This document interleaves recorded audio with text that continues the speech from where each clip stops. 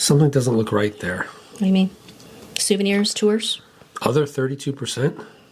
That's not right. Okay, so it doesn't add up? Doesn't add up. Well, then that's not my fault, because that's the statistician.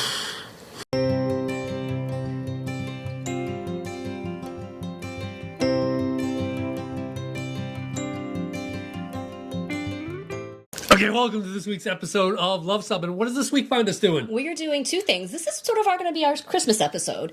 And so we are going to make a drink for Christmas called the Jingletini. Halfway through this video, we'll take you into the Mixology Lab of Luv Subbin headquarters here. And show you how to make it. It's delicious. Make sure you check out last year's Christmas video, the 12 Days of RV Christmas, which we'll post up here. That was a lot of fun. That was a lot of fun, and we still go back and look at that, actually. We think it's pretty funny.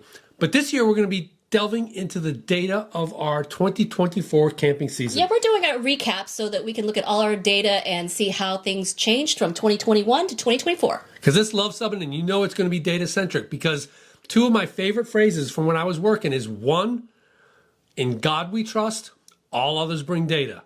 And two, statistics never lie, but statisticians do. So we're going to go ahead and look at the data. You can interpret them yourselves. Yep.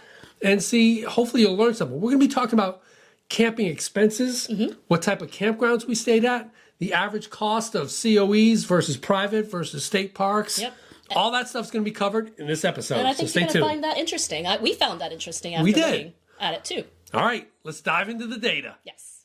Okay, so what do you see from this first chart here? All right, so we're going to be talking about how many days camping that we spent this year. Yeah, we are actually what we call most timers. So we still have a house. We're not full timers, but we're not weekend warriors either. So in 2024, we spent 118 days camping, which is actually a little bit less than usual for us. But what did we have happen? Yeah, our frame broke. So, so that's Airstream's in Jackson Center right now. Yeah, our camping season came to an abrupt halt early We this year. probably would have had about 60 more days, I think. Yeah. Tacked onto that had we not, because we had a lot of plans We moving did. forward. We did. We had at least a month more plans. Yeah. after So, but yeah, you can see, in 2023 we went out west. Yep. Spending 239 days. So, I think 2025 is going to be a lot like 2021, 22, and 24. Right. And that we're going to be kind of sticking around here. But then 2026, the international rally is in Minot, North Dakota. Yep. We're going to be taking a longer trip out west, hopefully. Okay, so that'll hopefully put things into perspective for you as far as what we're talking about data-wise. Okay, how about this next one here? This is per day expenses. And so how much does it cost for us per day to camp?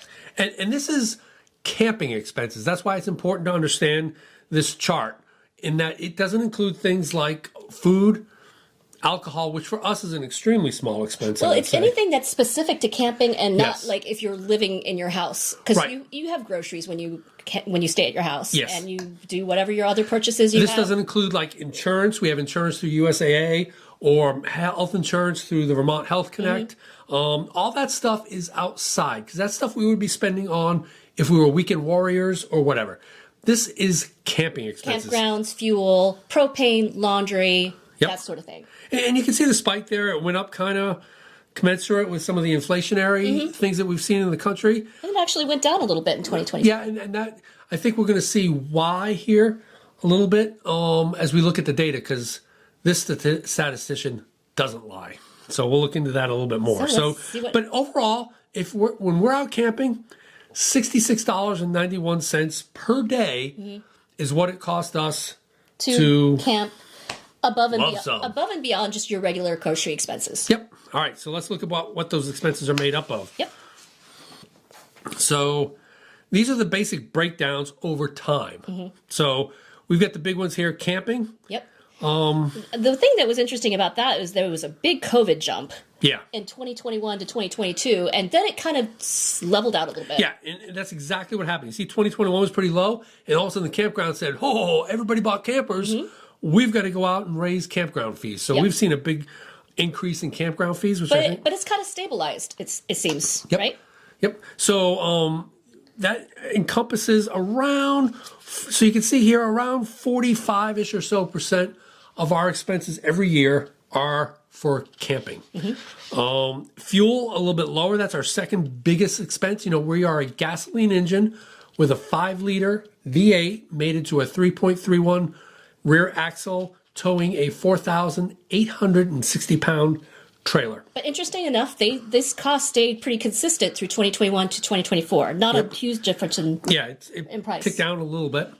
And then we've got our other expenses we'll talk about. Dining out. You know, we don't like to go out that much. We do lunch if we do anything, and so we like cooking in our Airstream.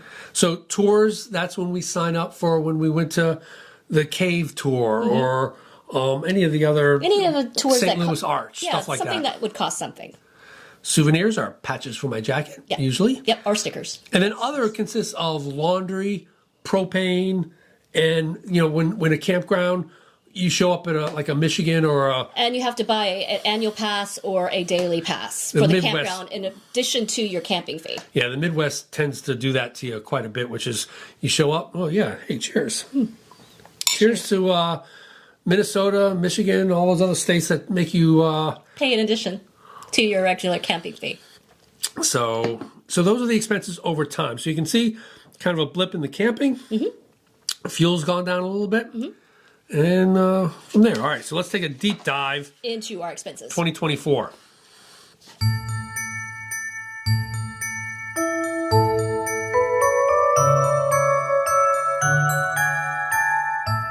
We're here in the Luv Subbin Mixology Lab, where we're going to be whipping up our Christmas drink, which we call the Jingletini. So the basis of the Jingletini is that it is a drink that is mimicking kind of the cranberry orange relish, typically served with turkey during either Thanksgiving or Christmas. So our base will be cranberry juice, and then we will add that orange via the triple sec. We're also going to be adding some lemon citron. And some Rose's lime juice for a little bit of tartness. And then we're going to finish it off to make it that Jingletini with a little bit of just a dash of creme de menthe for that kind of candy cane-ish, kind of minty flavor along with the cranberry. And if you do it right, it's not going to be a minty drink. It'll be just a slight finish with mint. Yes. Very refreshing. Yes, so let's go ahead and get started with our glasses. You want to prep your glasses so that they have a perfect shine to them. And you do that by steaming the glasses. As you can see here, we're over there steaming with this pot. We're going to rub the glass around, we're going to steam it, and then we're going to go ahead and wipe it with our Riedel microfiber cloth. So that glass, as you can see here, the before and after, sparkles for your guest. The next thing to do is, especially because in our Airstream we're not going to have a lot of refrigerator space or freezer space especially, so we're going to go ahead and make sure our glasses are prepped to receive the drink once it's ready. We're going to do that by putting in some ice and some cold water. We'll set those aside to make sure that glass is super nice and cold when we put our drink in them, not touching the bowl.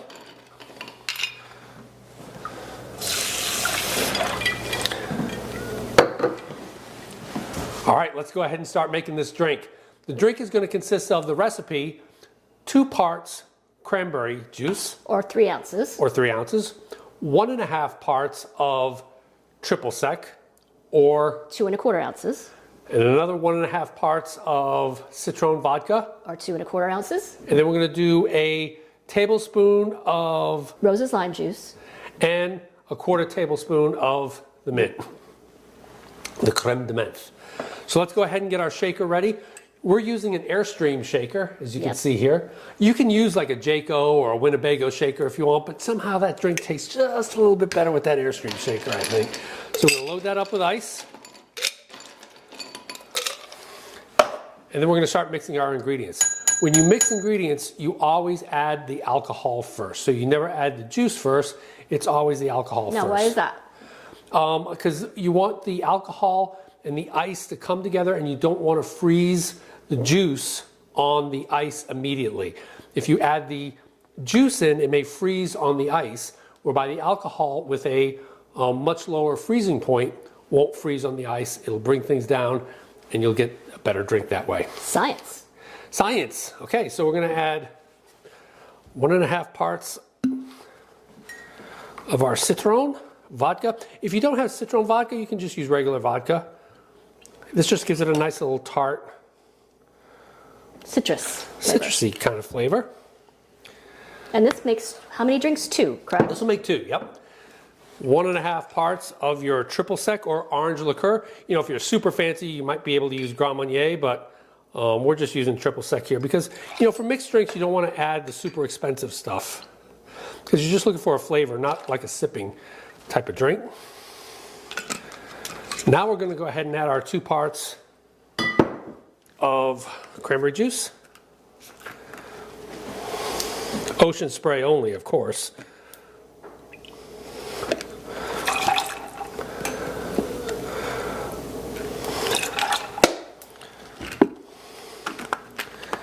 And a tablespoon of Rose's lime juice. This adds a little bit of thickness, consistency, and if you've not had Rose's lime juice, you might be able to just use a squirt of lemon juice or lime juice. This adds a really nice sort of syrupy texture. It's syrupy, and it's a little bit sweet and sour almost. So you get both of those. It gives us some depth as well. And you don't want to add too much creme de menthe because if you make, unless you like it, you know, it's your drink. If you want to add a little bit more of creme de menthe, but you don't want to turn it into a peppermint drink. All right. Next comes the fun part. It's all fun part. All right, you can stir this as well. Cindy likes hers shaken because as you shake it, you transfer a lot more of the water as the ice breaks apart to the drink, and it brings down that alcohol. It dilutes it a little bit. Flavor just a little bit. So we're gonna go ahead and shake it. Proper shaking technique is to the beat of a foxtrot. Slow, slow, quick, quick. Slow, slow, quick, quick. Slow, slow, quick, quick. Quick, quick.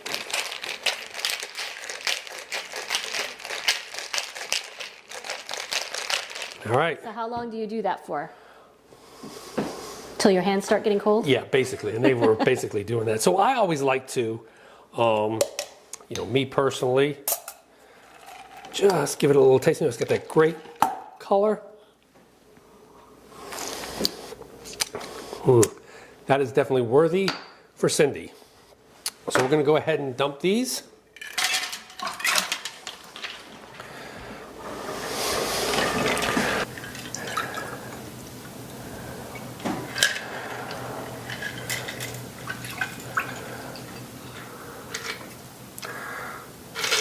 And we like to garnish it with a sprig of rosemary to kind of add that little Christmas tree flavor.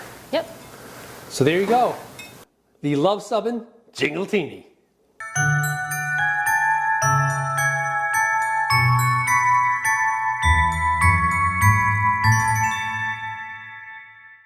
So next one is Campgrounds by Nights Stayed. Yep, so we stayed, as we said before, 118 nights. Yep. So which campground style did we stay at the most? I think viewers of this channel will probably guess, although there were some surprises here, actually. Yeah. So 37 nights we stayed at a state park, which really is our go-to. Yeah, especially in the Northeast, which we stayed closer to home, there's not as many Corps of Engineers campgrounds. Yeah, there's like one in Connecticut and one in Vermont. Yeah, that's it. And, you know, when you get out west, you get more. When you get down south, you get more. So the Corps of Engineers were a little weak this year. Yeah, they were. So you saw, we did a lot of rallies this year. Yeah, we did, because we were closer to home. And last year we missed a lot of the New England Club and Region 1 rally. Because we were out west. Yes, so that was kind of our number 2 area. 17 nights at an Airstream park. Yep. All right, so I'm going to caveat this one. Well, that was Lanyard Harbor. Yeah, which is not truly an Airstream park. It's a mostly Airstream park. It's a mostly Airstream park, but I counted it in that. 12 is our private campground, so 12 nights at, you know, for whatever reason. Those are the KOAs, the stuff like that. And we got the KOA discount. Yeah, we do have the KOA that. Yeah. So 9 nights boondocking. So that was a good one because we liked to boondock. Yep, and you know later on in the year we got our lithium battery, which we tried out. So we had some fun trying that out. Yep, but 9 nights boondocking, and of course in the Northeast it's harder to boondock. It is. Say than it is out west. It is. So we have to sort of harvest host it. Yep, 6 nights at the Corps of Engineer and County Park. Yep, that's pretty good. There, 3 nights at a fairground. Yep. That's sort of our go-to on the weekends when you can't find anything else. When we're out for a time, so we'll hit a fairground. And this is the interesting one. We only stayed one night at a Harvest Host. Yeah, I know. That surprises me. That surprised me too when we looked at this. I thought we stayed more than that, but maybe we didn't. The data doesn't lie. So that's the type of campground. So basically, if you look at this, except for rallies, last year would have been a lot more state parks and a lot more Corps of Engineers. But yeah, that's that. Yep. All right, let's look at the average campground cost by type. Yep, and this is interesting data, actually, because the most expensive, and this should not surprise anyone, is the private campgrounds. Yeah, and this is the average, so that means average, half of them were more than that. Correct, and our average cost was $65, so that's pretty high, actually, for a private campground. Yep. I think that reflects the COVID increase. Because I do remember back in the day, it used to cost like $45 or something like that. Yes. On average. Yep. Now it's a lot about more. $65. Yeah. You see the county and state parks average, They seem to be very consistent in price between the county and the state parks. Yeah, and we're picking some nice state parks, and usually with water and electric, so that cost has gone up a little bit as well. Yep. And the AIrstream and the Harvest Host. And again, whenever you look at data, you have to understand the data, okay? Because the AIrstream park, that was Land Yacht Harbor, okay, for the most part. And it was like $32 and something, $32.40, I think, something like that, per night if you bought it for the month, which we did. We bought a month's worth. Yeah. But if you bought it by a single night, it was $65. And because I ended up in the hospital, we had to extend for 2 nights. Yep. And we paid a little bit extra for those two. We paid a lot. Each night was $65. Yep. But we included in the AIrstream park are 2 free nights at the Terraport. So that two numbers, I probably should have used a median there versus the mean for those of you who are statisticians. But I did both, and it ended up working the same. So I kept everything distinctive. If I was Land Yacht Harbor, I would have charged us the 2 extra nights at the monthly rate, but cheers for that. That's all right. Oh, well. So the next one is Harvest Host, and anybody who thinks they're just going to stay at a Harvest Host for free. Yeah, you might be like, wait, Harvest Host is free. You end up like buying something as a courtesy, and especially if it's a winery, we end up walking away with spending more than we might at a and this was that fun brewery where we actually got the cocktails. Yeah. And so when we evaluate Harvest Hosts, we don't say 0 for costs. We add in what we bought for staying at that Harvest Host. Well, you know what? You might want to add in the membership fee as well at some point. And amortize that, yeah. And we're actually grandfathered. We were some of the first people ever to sign up for a Harvest Host, so we're grandfathered into their initial rate. Right, that's I think it's only like $45 a year for us. Not bad. So that's good. And the COEs, they're a good value if you have a America the Beautiful pass, correct? Yes, and if you do that beforehand, you can get 50% off. So and they're already very, very, very affordable. Yep, and the fairground's there. Yep. So state park-wise, our most expensive state park was what? Salisbury, because Salisbury Beach. They tripled the cost. It was actually the most expensive campground of any campground we stayed at. Yes, they tripled the cost for out-of-staters there. Because and I remember that night it was like 98 degrees. We don't have air conditioning in our house, so when you get a couple days over 95, it becomes unbearable. So we're like, let's just get out. Let's find something with air conditioning that we can plug the AIrstream into, and we just wanted a trip down memory lane. Yep, we had not been there for a long time because it's triple the cost. So cheers to the people at the Department of Natural Resources in Massachusetts who decided to triple the cost. For out-of-staters. For out-of-staters, and that's probably the last time we'll ever be at Salisbury until they bring it down. Until they change that policy. And do something reasonable like what other states do, like between $5 and $7. And $10. Or even up to $10 for out-of-staters, which I have no problem paying. Yeah. But when in-staters pay $30 and we pay $84. So our cheapest campground for the year was a tie between Button Bay Campground State Park in Vermont, which of course Vermont's are all boondocking. All state parks in Vermont are boondocking. And plus I think we got an in-state rate on that one too, right? Yes. And the Corps of Engineers at Buckhorn Lake in Kentucky. Yes. Before we almost killed ourselves. Before we fled because of all the flooding. So, but yeah, those are the average costs per campground 2024. Yep.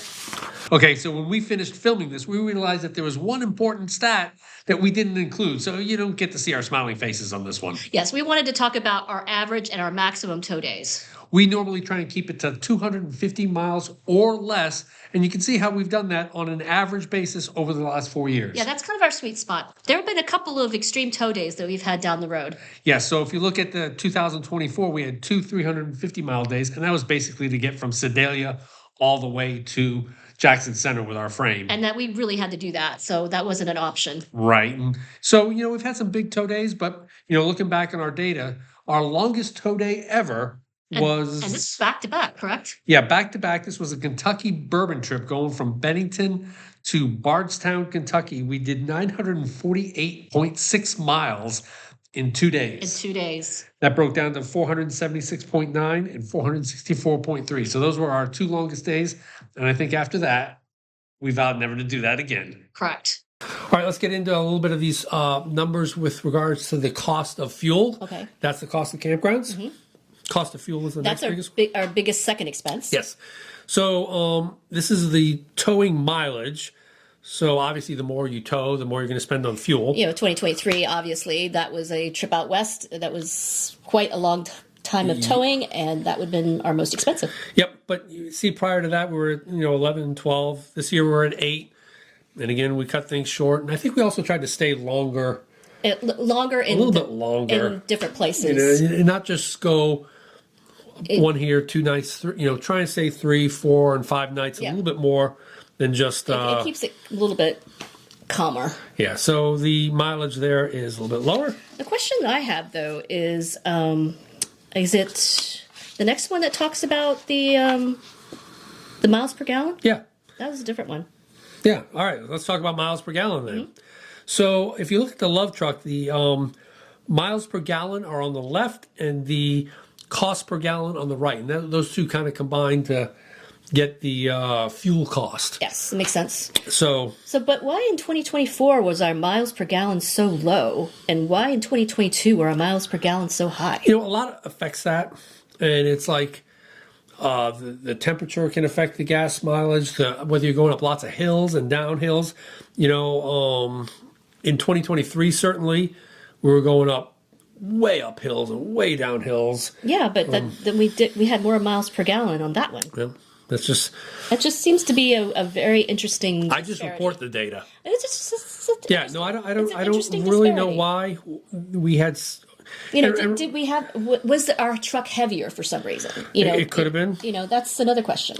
But remember, you've also got a pretty small scale there. You're talking, 12.1 versus 12 versus 11.7. So, okay. But I just see a big disparity like that, and I'm curious as to why that occurred. Yep. And then you can kind of see fuel hovering probably this year around 3.25-ish or so a gallon. But yeah, all those things go into making up that second big bucket of fuel. Yes. All right, so what do you think of our data as a whole? I thought it was interesting. Most of it was what I expected, but there were some little interesting tidbits that we saw, like the fact that the state and the county campgrounds cost about the same. Yep. And the fact that our state campground was the most expensive one that we actually stayed at this year. Yep. So comment below if you think that there's some data you'd be interested in that you'd like us to capture, either by answering your questions, which we try and do every time, or if we do this next year. And we start recording something different. We can record data, but that's kind of what we record on a everyday basis. Yep. All right. Well, there you have it. Our data for 2024. What do you think? I thought it was basically what I expected as far as the data goes, because we did not spend a lot of time on the road. Yeah, it was a little different year. Yeah, it was a different year, but it was surprising to me that one state park was the most expensive campground that we stayed at, in spite of having stayed at a couple of private campgrounds. So we are going to be taking a sabbatical from our sabbatical. Yeah, so as we worked out, sometimes it's serendipity, right? So we're an RV channel without an RV, and it just so happens that next Tuesday is Christmas Eve, and the Tuesday after that is New Year's Eve. Mm-hmm. And we hope that each and every one of you, as much as we'd love you to watch our channel, are with your families on Christmas and New Year's Eve. But we might be putting out some special content, so keep that notification button pushed, because we're doing some interesting traveling coming up. Yep. Finally, Cindy and I want to wish each and every one of you a very happy Christmas, Merry Christmas. Yep, and Happy New Year. We'll see you in 2025 when shortly thereafter we come out with the Luv Subbies, the 4th annual Luv Subby Awards. Yep, and I think we might have a new category this year. I think we will. Yep. So if you like this video, Give us a big thumbs up. It really helps our channel. and if you think we've earned a subscription, click the subscribe. And comment below if you had anything to comment about our data or something to share. Because we come out with AIrstream and RV related videos just like this one every Tuesday. Thanks for watching.